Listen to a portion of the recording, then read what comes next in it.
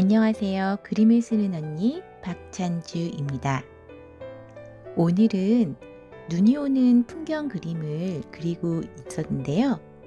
그러다 보니 이야기가 하나 생각나서 들려드리려고 합니다. 오늘 들려드릴 이야기는 눈소녀입니다. 아이가 없이 외롭게 지내는 노 부부가 있었습니다. 어느 겨울날 노 부부는 마당에서 밖에서 놀고 있는 아이들을 보고 있었습니다. 그날은 하늘에서 펑펑 눈이 내리고 있었기 때문에 땅 위에 소복하게 쌓인 눈을 가지고 아이들은 눈사람을 만들며 놀고 있었지요.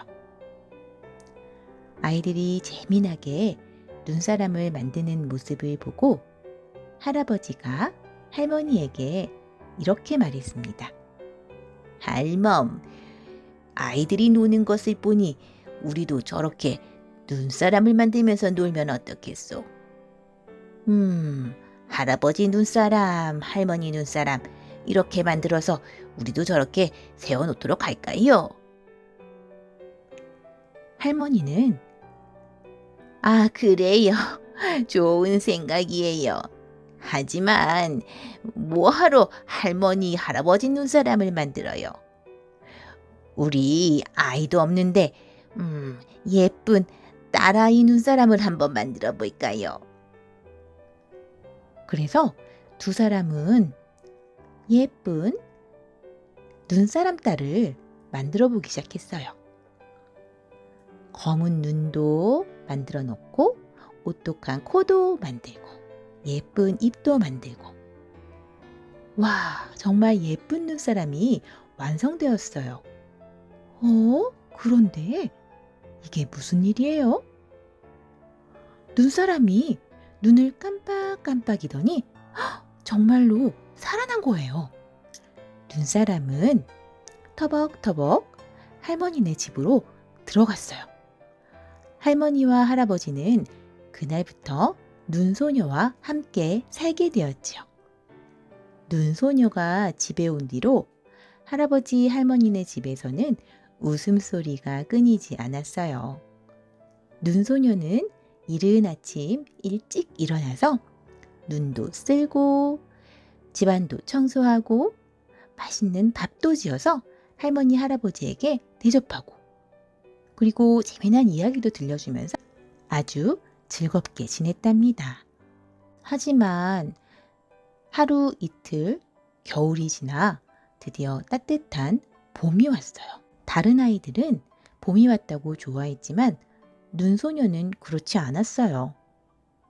방 안에 들어가서 울상이 되어서 한 발짝도 나오지 않았지. 계절은 점점 더워져서 이제 뜨거운 여름이 되었어요. 그러자 아이들은 개울가도 가고 곤충들도 잡으면서 신나게 뛰어놀았지만 눈소녀는 방에 들어가서 더욱 찌푸린 얼굴로 몸을 웅크리고 앉아만 있었어요.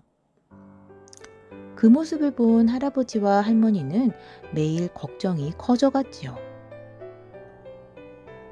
얘야, 어디가 아프니? 왜 그렇게 웅크리고만 있는 거야? 그러자 눈소녀는 괜찮아요, 할머니. 저는 그냥 이렇게 있으면 괜찮아져요. 하지만 그 모습을 보고 있는 할머니와 할아버지의 마음은 많이 무거워졌죠. 그리고 점점 날씨가 시원해지는 가을이 되었어요. 그러자 눈소녀의 표정도 조금은 나아졌죠.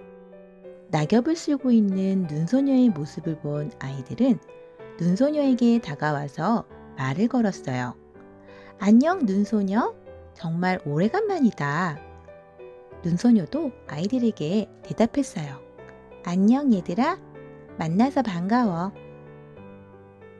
아이들은 눈소녀에게 말했어요. 눈소녀야, 우리 숲속에 가서 놀 건데. 하지만 눈소녀는 숲속에 가고 싶지 않았어요. 날씨가 많이 시원해졌지만 아직도 눈소녀에게 햇빛은 너무 강하고 뜨거웠거든요. 그래서 소녀는 가지 않겠다고 말했죠. 그러자 할머니가 말했어요. 아이고 얘야, 그러지 말고 친구들하고 재미나게 놀다 와라. 그러면 기분도 한결 좋아질 거야. 지금 저렇게 숲속이 알록달록 예쁜데 즐겁지 않겠니? 어쩔 수 없이 소녀는 아이들과 함께 산으로 올라갔어요.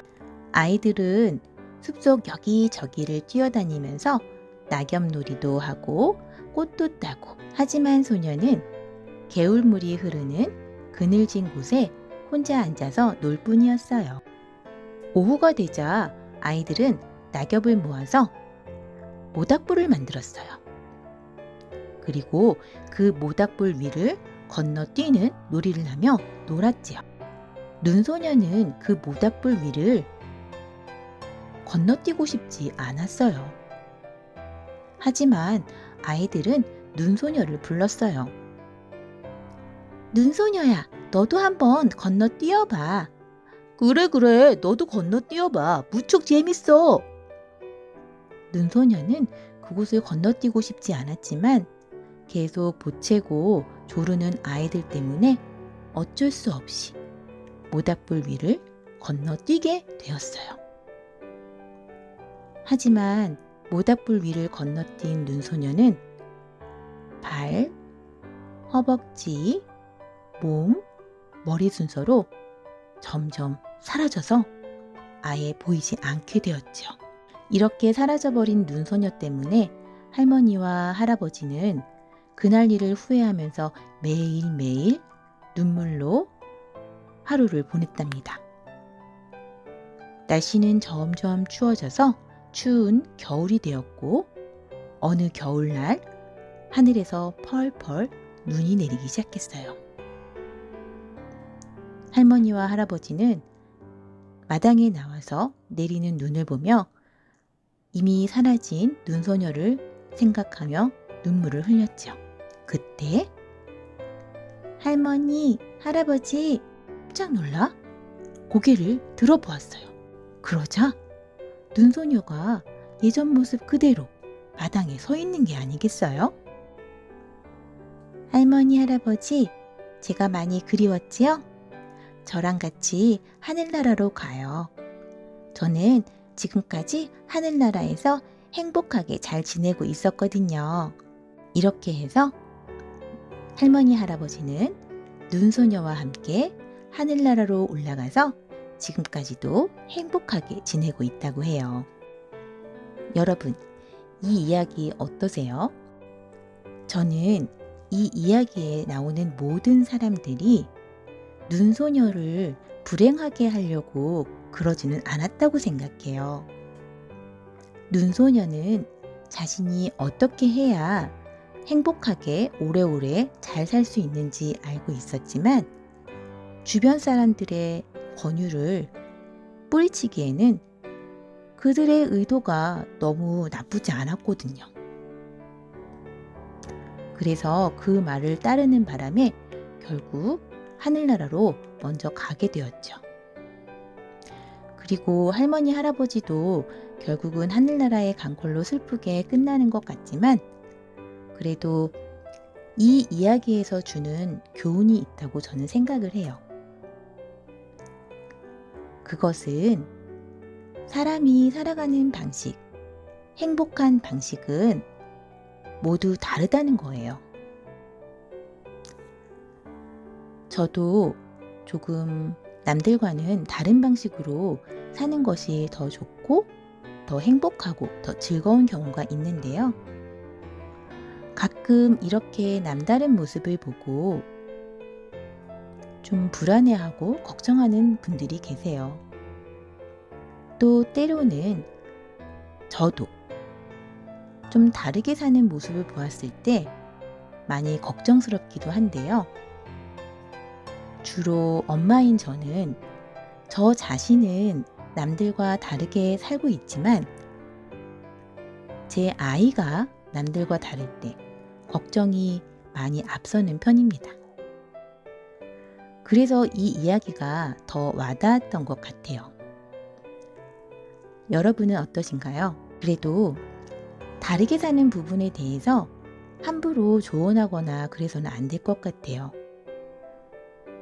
혹시 내가 정말 이 친구하고 재미나게 놀고 싶어서 모닥불 위를 뛰어오르자고 제안을 했다 하더라도 이 눈소녀처럼 사라져 버릴 수도 있는 거니까요. 각자가 즐겁게 살고 있는 방법을 존중해 주는 것이 어떨까요?